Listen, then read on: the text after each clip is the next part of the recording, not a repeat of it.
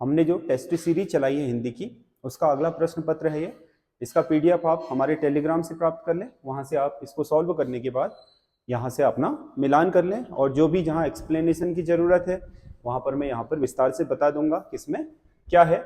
और आप कमेंट करके हमें बताइएगा कि आपको सीरीज कैसी लग रही है। और दूसरा ये कि जो हिंदी में हमारी इतनी टेस्ट सीरीज हुई हैं, क्या आपको उसका लाभ मिल पा रहा है या नहीं मिल पा रहा है, क्योंकि हम बीपीडीओ एग्जाम के बहुत करीब पहुंच चुके हैं और जो और अन्य एग्जाम भी हमारे आगे होने हैं, उनके लिए भी हमारी तैयारी अब नेक्स्ट लेवल पर जानी चाहिए। क्योंकि बीपीडीओ तो अब हमारी ये सोच लो कि एंडिंग पर ही हमारी तैयारी है। उसके अलावा जो अन्य एग्जाम अभी आने हैं उसके लिए भी हमें कमर कस लेनी चाहिए। क्योंकि देखिए बहुत सारे बच्चे कह रहे हैं कि सर ये जो आपने सीरीज चला रखी है इसे बीपीडीओ के बाद भी जारी रखिएगा।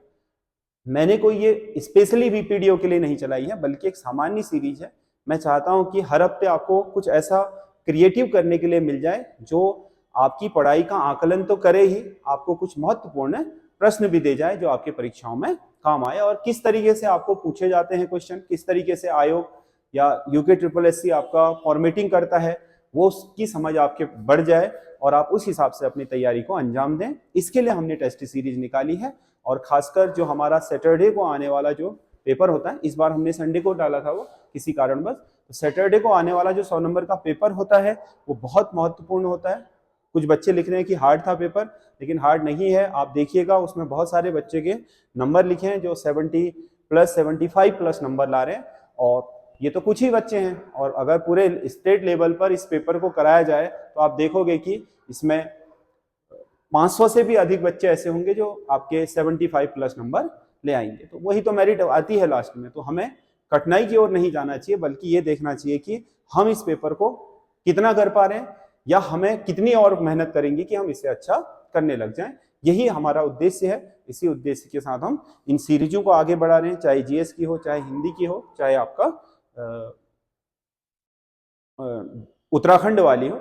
उत्तराखंड में अभी हमने ऐसा कोई वो नहीं करा है, लेकिन जो हमारा मेन पेपर आता है सैटरडे को 100 नंबर का, उसमें हमने उत्तराखंड भी सम्मिलित करा हुआ है 40 नंबर का। और मुझे लगता है कि अगर आप उत्तराखंड के 40-40 करके मान लो आपने 20 भी कर दिए तो 800 क्वेश्चनों का कलेक्शन आपने कर लिया, तो आप देखोगे कि 40 में से 25-30 नंबर तो वहीं से फंस जाने हैं, कोई इधर उधर नहीं होना है। क्योंकि जितना है पॉसिबिलिटी है, जो जो जहां जहां से संभावनाएं बनती है, पोटेंशियल है जहां जहां, वहां से क्वेश्चन हम उठा करके बना रहे हैं। तो हम सीरीज को शुरू कर रहे हैं। तो इसमें पहला क्वेश्चन है, सत्याग्रहियों के समूह के लिए सही अर्थ होगा। सत्याग्रहियों के समूह को क्या कह सकते हैं हम? कुछ लोग जैसे 10-20 लोग कोई सत्याग्रह कर रहे हैं, तो सामूहिक रूप से उनको हम क्या कह सकते हैं? राशि। राशि तो हम बोलते हैं इसके लिए बड़ी राशि में या बड़ी मात्रा में हमने अनाज उगाया, उससे बोल सकते हैं। यहां पर घास फूस का ढेर लगा हुआ है। यहां पर जो आपके फौज है, उस सैनिकों का जो आपका समूह है उसे फौज, तो हम क्या कहेंगे? जत्था। कुछ सत्याग्रहियों का जत्था पश्चिमोत्तर प्रांत से खान अब्दुल गफ्फार खान के नेतृत्व में सविनय अवज्ञा आंदोलन के दौरान आपके भारत की ओर बढ़ा था। जत्था या एक जत्थे ने आपके नमक सत्याग्रह के दौरान आपके धरसाना की नमक डकैती की थी, ऐसे मतलब जत्था कह सकते हैं। पानी बरसता हुआ देखकर हमने एक झोपड़ी में शरण ली। पानी बरसता हुआ देखकर हमने एक झोपड़ी में शरण ली। कह रहा है उक्त वाक्य बनावट के आधार पर कौन सा वाक्य होगा? बनावट मतलब निर्माण के आधार पर। बनावट मतलब निर्माण। निर्माण के आधार पर कौन सा वाक्य होगा? तो निर्माण के आधार पर 3 ही प्रकार के होते हैं, या तो सरल या संयुक्त या मिश्र। अब इसमें देखो, ये एक ही उपवाक्य से निर्मित है, पूरा का पूरा वाक्य एक ही उद्देश्य है, एक ही विधेय है। तो इसका मतलब यह है कि ये आपका एक सरल वाक्य है, ना तो इसमें की जैसे, यानी कि एक वाक्य आपका अधूरा रह गया उसे दूसरा पूरा कर रहा है, 2 स्वतंत्र वाक्य है, ऐसा कुछ नहीं। एक ही, पानी बरसता हुआ देखकर हमने झोपड़ी में शरण, खत्म, एक ही वाक्य, 2 नहीं। तो ये होगा सरल वाक्य। कौन सा एक शुद्ध वाक्य है? कौन सा एक शुद्ध वाक्य है? यदि वह आता तब मैं जाता, तो यहां पर क्या होना चाहिए बताओ? तो यदि वह आता तो मैं जाता, तब सही होता। इसका मतलब ये गलत है। यह पाप है कि या पुण्य। इसमें होना क्या चाहिए था, यह पाप है या पुण्य। क्या होना चाहिए, यह पाप है या पुण्य। तो ये भी क्या है, गलत। वह आ जाए तो कैसा रहेगा, वह आ जाए तो कैसा रहेगा, बिल्कुल सही वाक्य है। इसमें कोई आपका गलती नहीं है। इसमें पुस्तक मेज पर डाल दो, तो डाल दो की जगह क्या होना चाहिए था, रख दो। ये सही है। तो इसका मतलब सी सही है। कौन सा एक स्त्रीलिंग शब्द है, पीपल। यहां बहुत पुराना पीपल का पेड़ था या थी, यहां बहुत पुराना पीपल था, यानी कि पुल्लिंग। पीपल थी कहता तो स्त्रीलिंग। हमने घी खाया, खाई कहता तो स्त्रीलिंग। वाक्य में प्रयोग करने से सबसे अच्छे तरीके से पता चलता है। चावल पक गया, गई नहीं, चावल पक गया, इसका मतलब क्या है, पुल्लिंग। दाल पक गई या दाल खाई, हमने आज दाल खाई। अगर खाया होता तो पुल्लिंग, खाई तो स्त्री। निम्न में से कौन सा एक तत्सम शब्द है, नाक। नाक नासिका,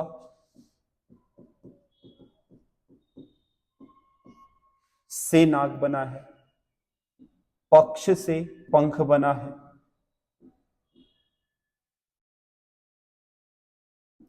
तीक्ष्ण से तीखा बना है। वानर, इसका मतलब वानर क्या है, आपने देखा होगा कि रावण भी वानर ही कह रहा है, क्योंकि आपने देखा होगा कि हमारी जो रामायण है उसमें शब्द अधिकतर तत्सम शब्दों का ही प्रयोग किया। हिंदी तो है क्योंकि वो संस्कृत में वैसे लिखा गया है, संस्कृत में मूल रूप से, तो उसका जो हिंदी रूपांतरण भी है उसमें तद्भवों का प्रयोग नहीं किया गया है, इसलिए वानर सही है। बंदर इसका तद्भव होता है। वानर बिल्कुल सही आंसर है इसका। तो ये तत्सम शब्द है, बाकी ये तद्भव है। तत्सम इसका तीक्ष्ण है, इसका पक्ष है, इसका नासिका है। अगला क्वेश्चन है, आकाशवाणी की स्थापना किस वर्ष हुई थी। आकाशवाणी हिंदी के विकास में, हिंदी भाषा के विकास में एक बहुत महत्वपूर्ण भूमिका निभाने वाला आपका संसाधन है। तो आकाशवाणी की स्थापना हुई थी आपका किस वर्ष, 57 में। 1900 जो आपका 36 है स्थापित हो गया था ये ऑल इंडिया रेडियो के रूप में, लेकिन इसे आकाशवाणी नाम इसी वर्ष दिया गया था। तो ये सही होगा। निम्नलिखित में से कौन सी ध्वनि आगत ध्वनि है। आगत मतलब कहीं से आई है। आ हमारी हिंदी वर्णमाला की है, जौ हिंदी वर्णमाला की है, फॉ हिंदी वर्णमाला की है, ये आगत है। अंग्रेजी में अधिकतर आपका इसी का प्रयोग किया जाता है, जैसे डॉक्टर, तो आ शब्द आगत है, ये वाला आ, जो आपका थोड़ा बहुत डा आ ऐसी उच्चारित करता है, ये आ है। ये तो हमारी हिंदी वर्णमाला का ही है, ये भी हिंदी। हाँ, इसके नीचे ये लगा होता तो फिर ये आगत हो जाते, नहीं तो ये आगत नहीं है। तो इसका सही आंसर होगा बी। शुद्ध वर्तनी पहचानिए। आजीविका, आजीविका नहीं होता है, आजीविका होता है। साहित्यक, साहित्यक नहीं साहित्यिक होता है। शताब्दी में शताब्दी बड़ा, ये गलत है। दीपिका बिल्कुल सही है, तो इसका डी सही होगा। कौन सा एक पत्थर का पर्याय नहीं है। पाहन बिल्कुल सही है। संग बिल्कुल सही है। अस्म बिल्कुल सही है। पुहुप नहीं है सही। ये आपका पत्थर का पर्याय नहीं होता है, फूल का पर्यायवाची होता है। तो इसका आंसर है सी। अगला क्वेश्चन है, आपेक्ष का विलोमार्थक शब्द होगा। आपेक्ष का विलोमार्थक शब्द होगा। ए आसापेक्ष, बी निष्पक्ष, सी निरपेक्ष, डी आपका आपेक्ष ही। तो आपेक्ष का विलोमार्थक जो होगा वो होगा निरपेक्ष, सही विलोमार्थक निरपेक्ष। इर्द गिर्द और भी हो सकते हैं, परंतु जैसे असापेक्ष होता तो हो जाता वो, ये आ है लेकिन, और निष्पक्ष नहीं है क्योंकि पक्ष का निष्पक्ष होता है, और आपेक्ष शायद ये उसमें मिस प्रिंटिंग हुआ है, कुछ अदर रहा होगा ये, लेकिन इसका आंसर निरपेक्ष है। कौन सा एक धर्म का अर्थ नहीं है? धर्म, धर्म के अनेकार्थी शब्द, किसी के स्वभाव को भी उसका तो धर्म है बोला जाता है। प्रकृति, किसी व्यक्ति का जो व्यवहार होता है उससे भी आपका धर्म कहा जाता है। कर्तव्य को भी कहा जाता है कि ये तो उसका धर्म है। अध्ययन को धर्म नहीं कहा जाता है, तो इसका मतलब ये सही होगा। कौन सी एक भाववाचक संज्ञा नहीं है? गरीबी, गरीबी एक भाव है, बिल्कुल सही है। उन्नति भी एक भाव है, बिल्कुल सही है। कड़वाहट भी एक भाव है, बिल्कुल सही है। कुशल कोई भाव नहीं है, कुशल विशेषण शब्द है। कुशल व्यक्ति सफल हो जाते हैं, व्यक्ति की विशेषता क्या है? कुशल। तो ये भाववाचक संज्ञा नहीं है, बल्कि ये विशेषण शब्द है जो किसी संज्ञा या सर्वनाम की विशेषता बताएगा, जबकि ये खुद संज्ञाएं हैं और भाववाचक संज्ञाएं हैं जिनका कोई अपना अस्तित्व, भौतिक अस्तित्व नहीं है, परंतु ये आपके क्या, किसी के मन की स्थिति या भाव के रूप में प्रकट होते हैं। आप किसकी आज्ञा से आए हैं, वाक्य में कारक होगा। आप किसकी आज्ञा से, दो हैं, अब से लगाते ही आप इसे करण मत कर दीजिएगा। किसकी, ये अलग अलग होना चाहिए था। किस की, काकी की, रारी रे, नानी ने, मतलब आपको और आज्ञा के बीच के दो संबंध हैं, इसे जो जोड़ने का काम कर रहा है ये वाला परिसर्ग चिन्ह कर रहा है। किसकी यानी कि किसके साथ ये आपका क्या संबंध जोड़ना चाह रहा है, तो इसमें होगा संबंधवाचक आपका कारक। और इसमें कोई डाउट नहीं है, कहीं भी डाउट नहीं है, समझ गया ना। फिर बाद में आप कहोगे कि इसमें से भी तो है, से है, लेकिन से आपका इस वाक्य के मूल परिसर्ग में नहीं है, क्योंकि कई जगह पर ऐसा होता है कि एक से अधिक कारक चिन्ह होते हैं, लेकिन वहां पर उसी कारक चिन्ह को हम उस वाक्य का चिन्ह मानते हैं जो वहां पर मुख्य भूमिका में होता है, क्योंकि कारक का मतलब होता है कर्ता या कर्म का क्रिया के साथ संबंध, या कर्म का कर्ता के साथ संबंध दर्शाना। तो आपका यहाँ पर जो मुख्य भूमिका में है वो आपका और किसके बीच के संबंध को बताना चाह रहा है, तो इसमें किस की के साथ, किसके साथ जो की है वही इसका कारक चिन्ह है, संबंध कारक। अगला लिखवाना। लिखवाना शब्द में कौन सी क्रिया होगी? लिखवाना शब्द में कौन सी क्रिया होगी? लिखवाना मतलब किसी से कार्य करवा रहे हैं, यानी कि खुद ना कर करके किसी दूसरे से जो कार्य कराया जाता है, तो वहां पर जो क्रिया होती है उसे बोलते हैं प्रेरणार्थक क्रिया। नाम धातु का मतलब जो संज्ञा से बना हो। लिखना संज्ञा नहीं है, खुद में ही क्रिया है। लिख, लिख धातु है, नाम धातु नहीं हो सकता। पूर्वकालिक का मतलब जो पहले हो चुकी है, जैसे आपने कहा नहाकर खाया, नहाकर खाया में कौन सी क्रिया होगी, तो वहां पर पूर्वकालिक हो जाएगी। संयुक्त क्रिया का मतलब जब एक साथ एक से अधिक क्रियाएं हैं। किसी शब्द में, किस शब्द में प्रत्यय नहीं है? औदार्य। औदार शब्द में य प्रत्यय लगा है इसमें, तो इसमें प्रत्यय है। वत्सल, वत्स शब्द में ल लगा है, तो इसमें भी प्रत्यय है। अंत्य, अंत्य शब्द में य लगा है, अंत से अंत्य बना है, तो इसमें भी आपका प्रत्यय है। अंत शब्द में कोई प्रत्यय नहीं है, ये विशुद्ध शब्द है बिना प्रत्यय का, तो इसका सही आंसर ये होगा। अगला, किस में व्यंजन संधि है? निह धन आधार, निराधार में कौन सी संधि? निह धन आधार, विसर्ग संधि।